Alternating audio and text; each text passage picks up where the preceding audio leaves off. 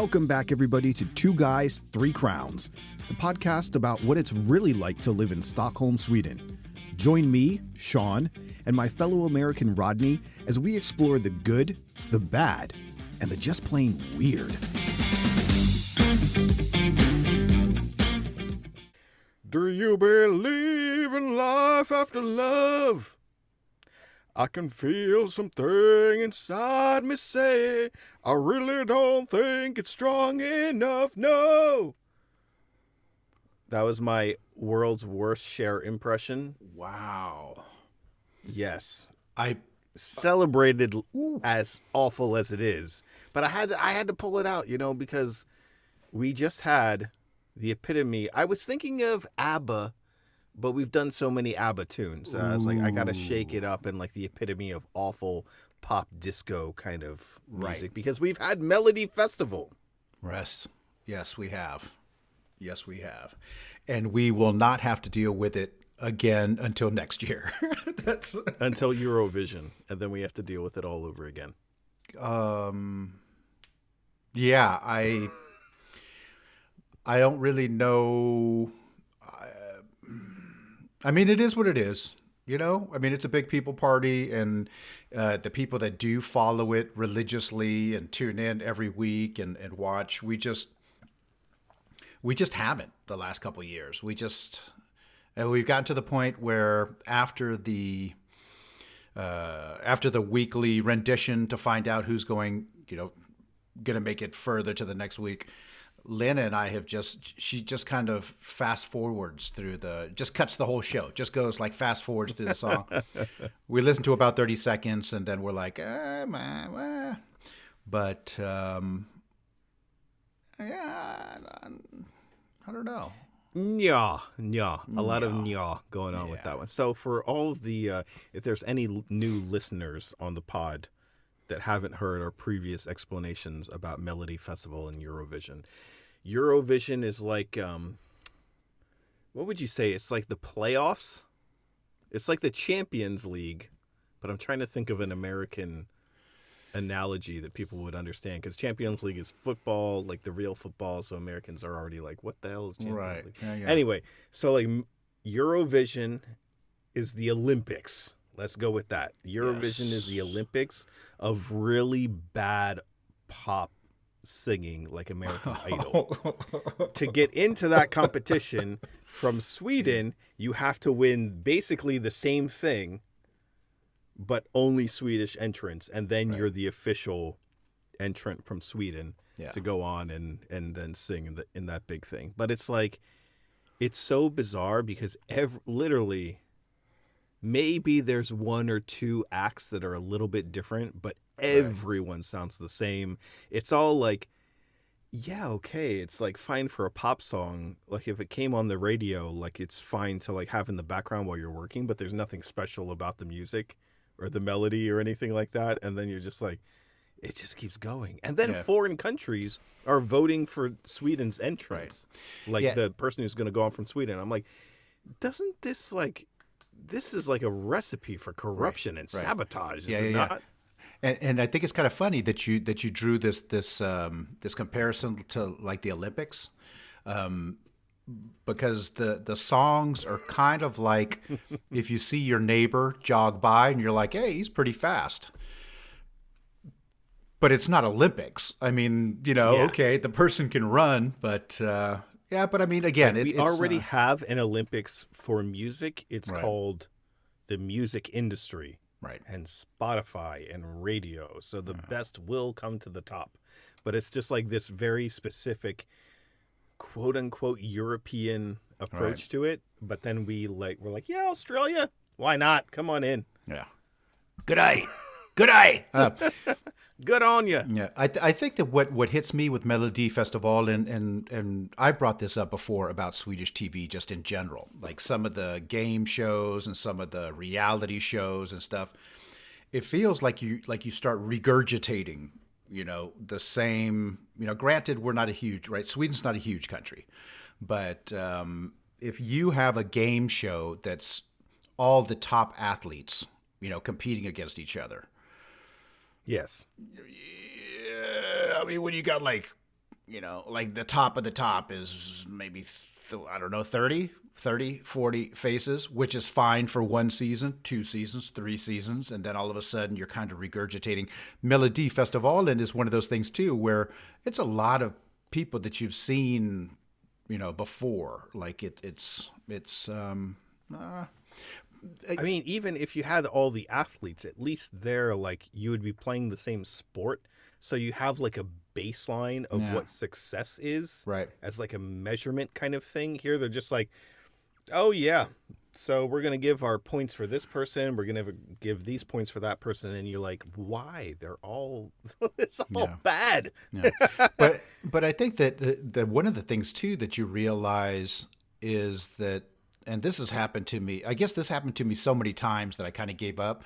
The songs that I thought were okay, I mean, within the realm of this competition, the ones that I kind of thought were good, and the ones that I thought they'll never make it through. They don't go anywhere. I mean, there was an obvious song in this competition that brought everybody to their feet, towards the last. Then again, they'd been sitting for 2 hours, but it's a great and it's a great song, and it's up tempo and the energy and stuff like that. And no, they didn't make it. But congratulations to Cornelia Jakobs for becoming the Swedish representative that will be. There you go. And her song, "Hold Me Closer." Hold me closer. And that silvery dress. Yes. Like the camera just wanted to just shoot that all night long. The one thing that struck us last night, both Lana and I were staring at each other. There was a lot of swear words. She was cursing a lot. Yeah. Yeah. Which is just like, like once or twice, you're kind of like, okay.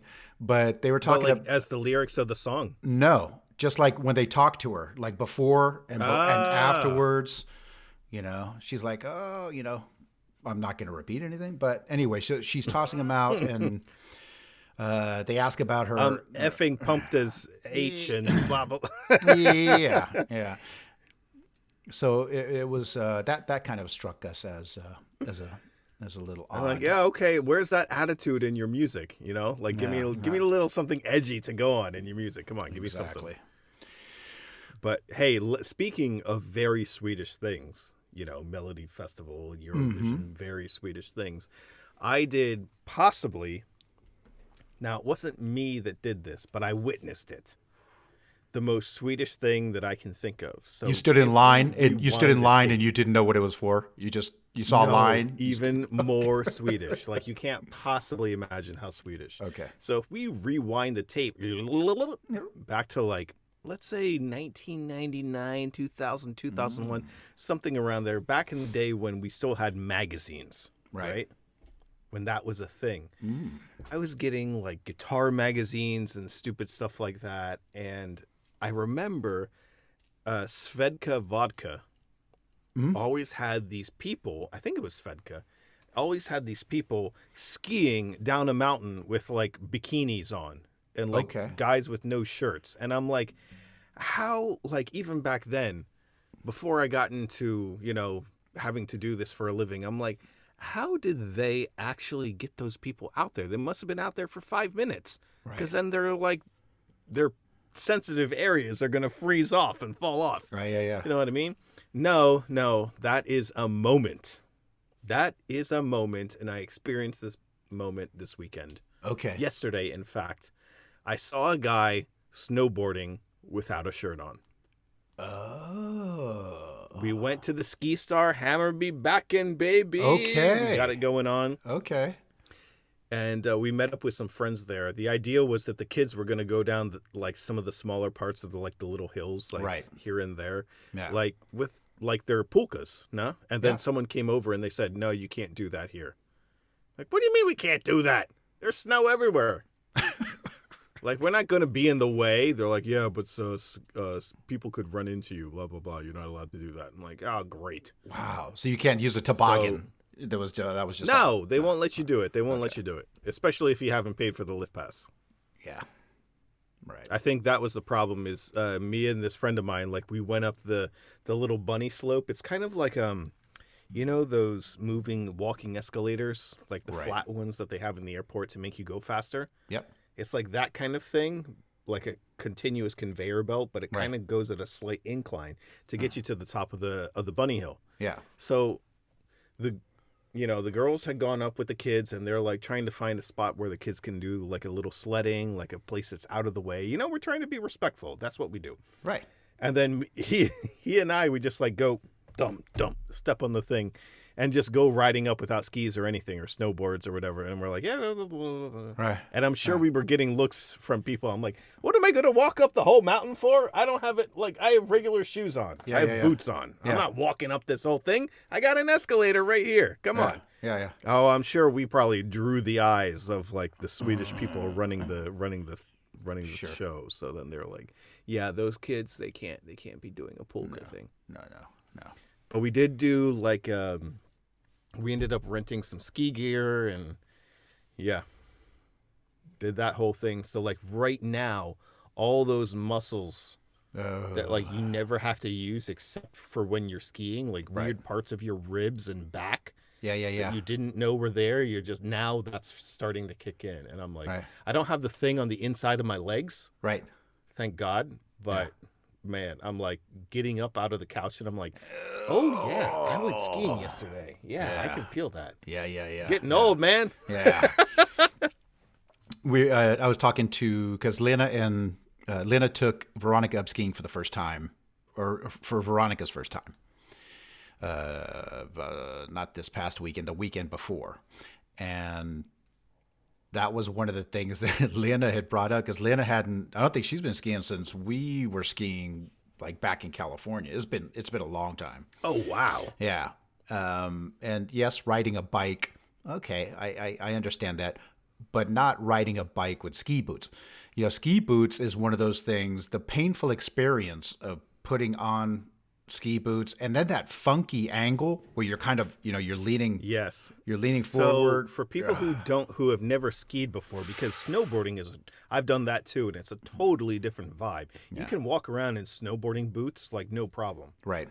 And it's like a totally different, like skiing is like almost a more aggressive sports activity, and like snowboarding, once you catch like the angle to like switch and swoosh down the hill, it's like a very zen kind of thing. It's almost like when you catch sail, like on a sailboat, like when you catch the wind. It's kind of like a very like, it's just a different thing, totally different vibe. It's like but that yeah, sweet emotion. Yeah, the people come out and they like, okay, here's your ski boots for you, and they look like they're a right angle. They are not a right angle. No. Like you're walking around like tung tung tung tung. Right, yeah, exactly. Because you can't walk properly, and they're all plastic, so they don't move at all. It's so weird. No, and I think that like forever, parents have been telling their kids that if it doesn't hurt, you don't have them on right. It just doesn't make sense. It's one of those things. It's like, oh no, if it's not hurting, then you got the wrong boots. You got to find something that that hurts here and hurts there, and then. You got to have somebody help you buckle those puppies on. There you go. Yeah. Oh, man, that hurts. Yeah, these are good. Oh, that's painful. Yeah, I didn't have a problem with the buckles this time, but the problem was, like, to get, like, because, like, your foot, like that right angle, to, like, slip the foot in at that angle. It was, like, using all the strength, and then you're just like, how that, like... I don't remember this being a problem. How is this a thing? Right. Be like, oh man. But yeah, I saw like there was, when you go in the bunny hill, like we were like, cause the kids were there. We didn't know how long we were going to be and all that stuff. So we just bought like, like 3 hours, and we knew we weren't going to use the whole thing. Just like go on the bunny hill and show the kids, oh, look at the dads. We're skiing. Yeah. Isn't that cool? You want to do that next time when we come? Yeah. You can. We'll have to chase you up and down the mountain. That'll be great. Hey, but that's cool. But yeah, we were going back and forth, and there was this a group of 3 guys. I think they were Brazilians, actually. Because or they were from Portugal, because I know I heard Portuguese. And this dude, man, every time I saw him, he was wiping out. And like wiping out in a way that like feet were above his head. And I'm like, what are you doing? Yeah. Yeah. I mean, it's just skiing, man. Like, yeah, you have weird, like, long, heavy feet all of a sudden, Right. but Yeah. like, He like must to be going like yeah, feet yeah. overhead, like falls, like Yeah. The you're old doing it wrong, man. the old agony of defeat clip, like the thing with the yeah. He's watching all of the wrong TikTok clips. It's like, no, don't watch the Yes, wipeout clips. exactly. You should be watching the how-to clips. I'm like, if you want to do flips, there's like the big mountain over here. Well, Yeah. we can do that. We can do the flips later. Yeah, just don't bring up one man. of those toboggans with you because those aren't allowed. Hey, but that's cool Exactly. that Hammarby Backen that it was open and people was because it Yeah, now half of it was, well, what would I say? 75% of it was open because they have the bunny hill. Like if you're looking at the mountain from the lift, right. the bunny hill is all the way on the left. Like you have to go around the mountain. Okay. Yeah. Remind me to tell you the story of when I took Hen out to skiing for the first time. We'll skip that for now. Okay. Okay. Then there's like normally it involved me going straight up to we went up to the top of the mountain, and I've never used a T-bar lift before, and I got freaked out at the last second. She ends up getting dragged up the hill by the T-bar lift by herself. Yeah, it was a whole disaster. And then I'm like, where's the bunny hill? Right. Uh-oh. Horrible experience. So if you're looking at it from the lift, the bunny hill all the way over to the left, kind of in the back, and then there's normally 3 runs coming down. The one all the way to the right, so closest to the highway that goes past the mountain right there, Right. has been closed because they're doing some kind of construction to the water sewage trash system, something, because it is like a giant trash Heap. dump that's been paved over, like put over with earth, like they cased it in earth. Yeah. But they're doing like a whole bunch of like tubes for the trash system or something. Anyway, there's a whole bunch of construction. One of the runs is closed. But man, when we got there, the smells. My God. Oh. I'm like, this smells like a blacksmith. No, this smells like a horse stall. No, this smells like what goes inside of a horse stall. No, this is a human smell thing. This is definitely a human smell thing. It was bad. And then it would disappear. And then 10 minutes later, it would come back. You're like, what is going on here? Wow. And then they're like, oh, yeah, Swedish coffee, 10 kroner. You know, I'm like, no, ain't happening. No kanelbuller. No thanks. No thanks. I'll pass on that one. But otherwise, it was very nice. And Hammarby Backen it's right outside, well, outside of the city. I mean, it's still Stockholm, but I mean, it's very cool that it's so close. Yeah. I mean, for us, it's like a 20-minute walk now. Mm-hmm. So, yeah, you see people all the time, like walking down in the middle of the neighborhood, walking down with like their skis and their like that. So, yeah, they're all kitted up and all that kind of thing. Yeah. It's super convenient. So, yeah, quite nice. But yeah, saw the guy doing the snowboard thing with no shirt on. Okay. And I saw a couple people with short sleeve shirts, and it was hot. It was legitimately hot. I was like sweating on the inside because I'm like, I'm going to wear like all my proper ski stuff, not like all of like, I had leggings on underneath and then like the thermal shirt. Yeah. But I didn't like do the thermal socks, and I wasn't wearing gloves, most of the time and all that because you were just sweating, man, in the sun. It was crazy. It was so bizarre. But I'm like, yeah, I'm not that Swedish. I don't walk across the ice, and I don't take my shirt off to go skiing. No, thank you. No. Nix. No. Hey, but it is nice. You're feeling the change in the weather. We are heading into... Come on now. We know it's false advertising. Yep. There's going to be... it's going to snow again. Yeah. At least one more. Yeah, I was out. I swept all of the gravel away from the front of our place because they spread gravel during the winter. And there's like layers of gravel and dirt, and then when gravel, it's just straight up rocks everywhere. Yeah, but I swept that away, and then I went to the backside and I was taking a look, and I looked at my outdoor furniture. I was like, The minute I touch my outdoor furniture is when we get that rebound. Yep. And it's and they've been doing that in our neighborhood too. They've been doing the sweeping, and I'm like, A funky little thing happened to me. a funky little thing happened to me on my way to work the other day. See, what happened was this is, I don't know. This has happened a kind of a couple times, and it's really weird. Let me go ahead and set the stage for you. Let me set the stage for you. So I catch the train, and then I take tunnelbanan. I take the subway the rest of the way to the last stop, which is where I get off to walk to to the office in Kista in Akalla. Mm-hmm. And there's like a handful of us that get off the train around that time. There is construction going on in the area, so you can only kind of go out one way. And I have this. I always find like the closest way to get anywhere I'm going. So if it's behind a tree and through diagonally through a parking area, but I will always find the closest route to get anywhere that I'm going. Yes. Yeah, and doing parkour over like parked cars. It doesn't. No yeah, it's Rodney's like as the crow flies, jumps, or does whatever. That's me. That's my route. So as I'm coming up the escalator, there is a young professional woman, dressed up on her way to work. We leave the subway station. She cuts a left. I cut a left. And then she, walks straight. Like, this is the route that I take every day. I'm just not used to having somebody walking.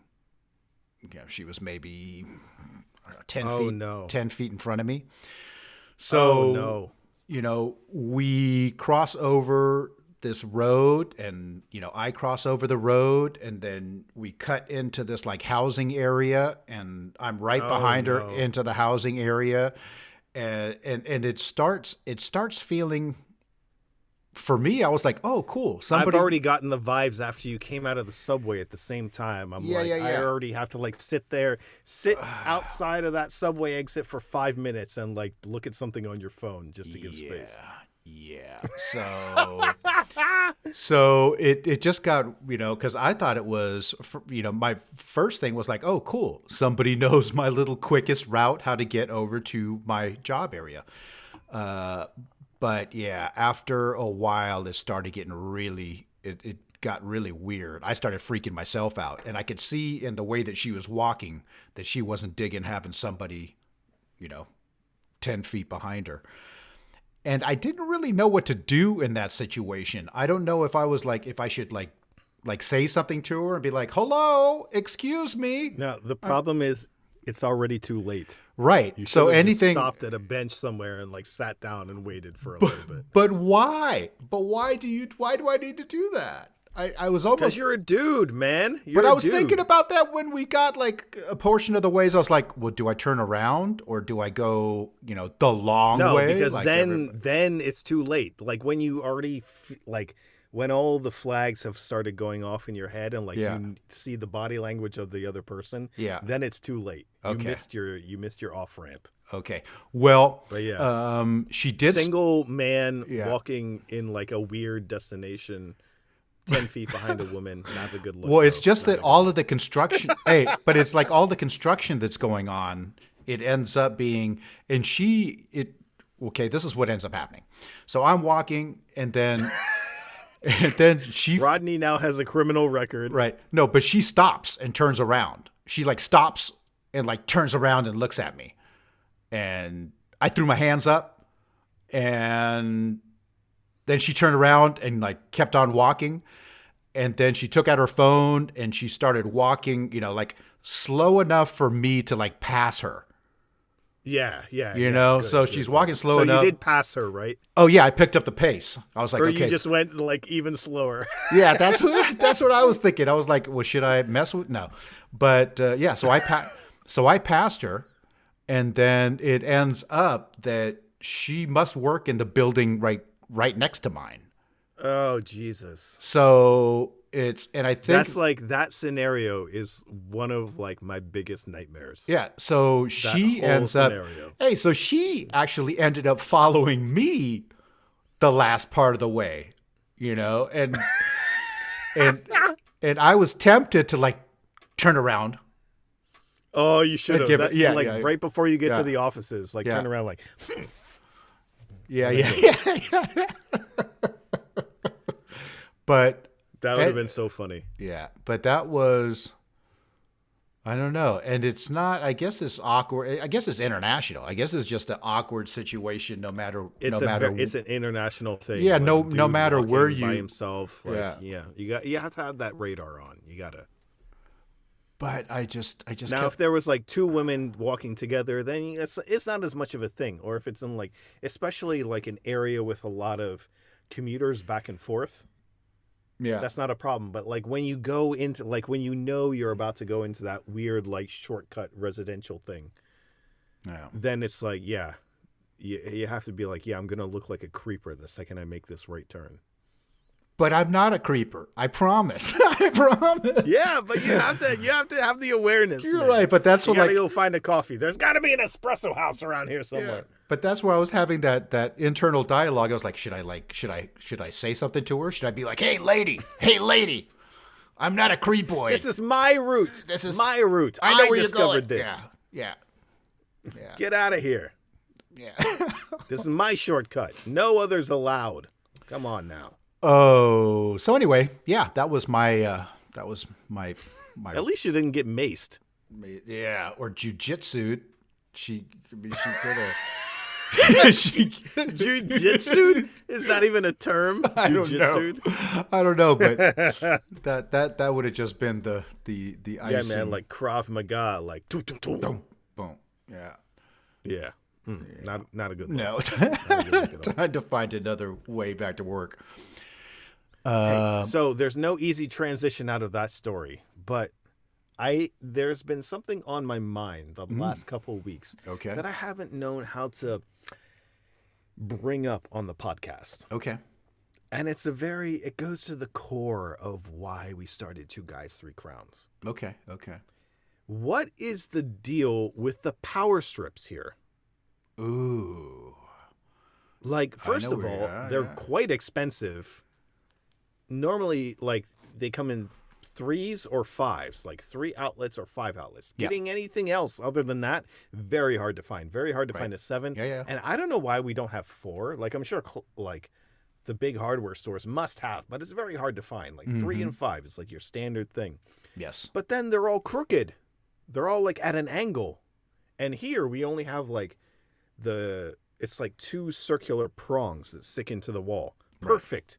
For like a 6-year-old with a fork, actually. Correct. Or chopsticks. But it's like circular.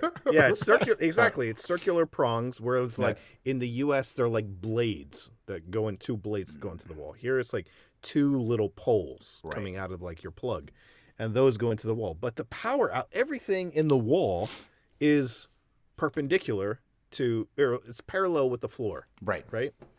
So it's normal, what everyone else would assume is normal.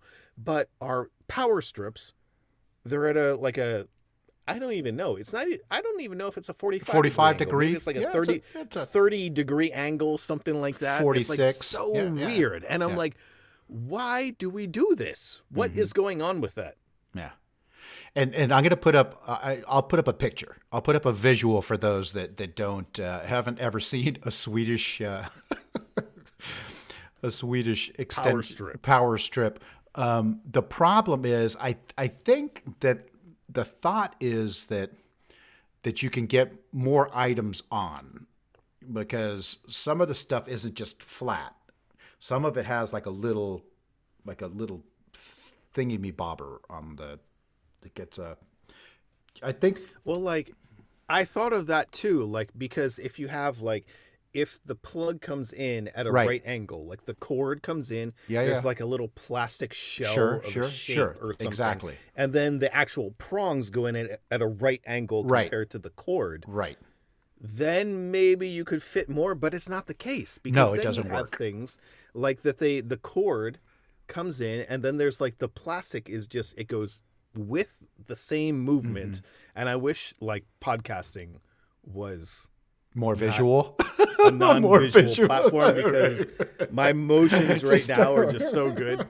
So, but like, there's like So in Europe, it's like not a square plug. It's circular because everything's circular. And you get the circular plug with the 2 prongs and you put it directly into the holes. And it just perfectly fits. And they have the little notches and everything. Like we're going to have to upload pictures to the Instagram account to be able to express this. But like if it's a power strip, then they all go in, doom, doom, doom, like vertically straight down into the power strip. Yeah. And then you don't need to worry about like angles and stuff like that. And then it's at an angle and things are like, but what if I don't want it to run left or right? Like, I know it just doesn't make any sense. Like I see where the intent might be to fit in more stuff, but it still doesn't work. It still doesn't make sense.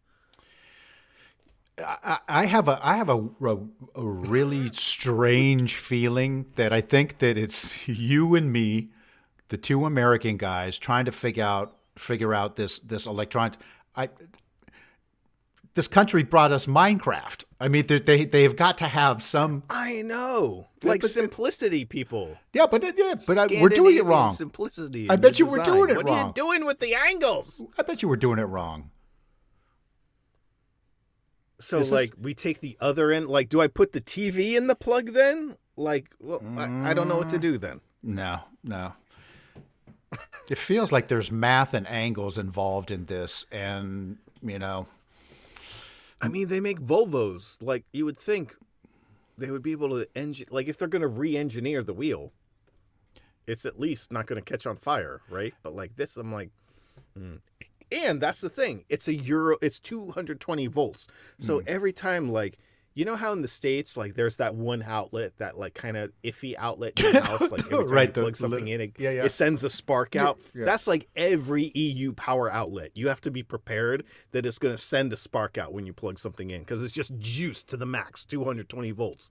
So now I get this power strip that I paid $800 for. And everything's at an angle. And I'm trying to like turn stuff and like put it in. I'm just like, I'm going to kill myself trying to plug into a power strip. Here we go. Sean, I got a funky feeling, man, that somebody's going to send us and be like, did you guys read the instructions? Do you know why it's at that? Instructions? Come on, man. It's a power strip. They don't need no instructions.